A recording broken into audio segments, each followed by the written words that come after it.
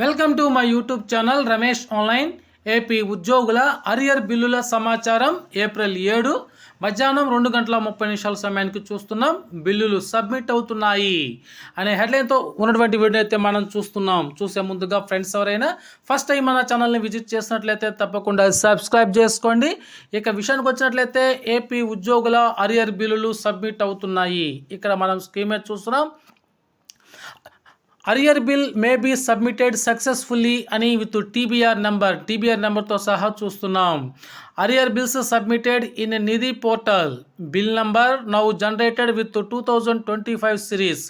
So bill was moving in CFMS. Bills అన్ని సిఎఫ్ఎంఎస్లోకి move అవుతున్నాయి కాబట్టి అందరూ కూడా తమ యొక్క అరియర్ బిల్స్ని చేయించుకోగలరు. అదేవిధంగా సరెండర్ లీవ్స్కు సంబంధించి గత 2 నెలలుగా కొత్తగా సరెండర్ లీవ్స్ పెట్టుకునే వాళ్ళకైతే సైటు ఓపెన్ కాలేదు.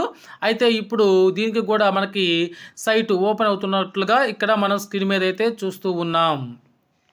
అదేవిధంగా ఇక్కడ మనం చూస్తున్నాం head of accounts updated in సిఎఫ్ఎంఎస్లో 2025-26 ఆర్థిక సంవత్సరానికి సంబంధించి కొత్త head of accounts HOS update అయ్యాయి.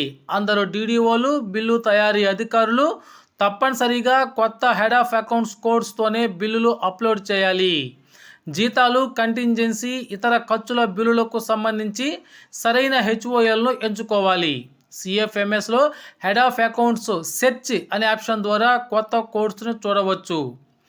బడ్జెట్ ప్రకారం కేటాయింపులు, కొత్త స్కీములకు కూడా ప్రత్యేక హెడ్ ఆఫ్ అకౌంట్స్ ఉన్నాయి. అదేవిధంగా ఇక్కడ మనం చూస్తున్నాం today some mandals submitted MTS teachers March month salary bill and 5 days induction training period arrear bill submitted in CFMS.